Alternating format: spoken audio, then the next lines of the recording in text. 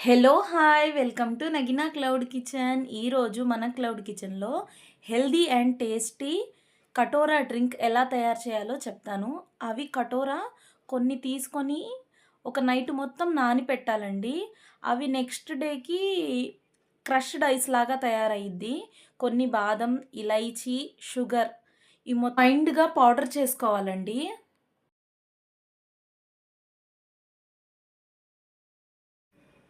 కొన్ని సబ్జా గింజలు పెట్టుకోవాలండి. చూసారా? ఒక జెల్లీ లాగా క్రష్డ్ ఐస్ లాగా ఉండిద్ది. అవి 2 ఆర్ 3 స్పూన్స్ తీసుకుంటే చాలు. ఒక 2, 3 స్పూన్స్ సబ్జా తీసుకోవాలి.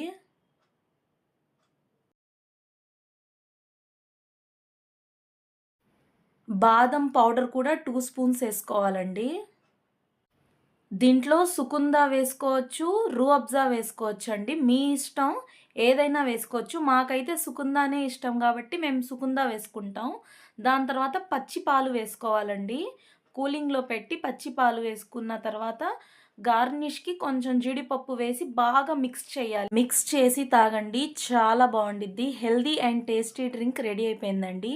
మీకు కూడా నచ్చితే కంపల్సరీ ట్రై చేయండి. Like, share and subscribe. Thank you for watching.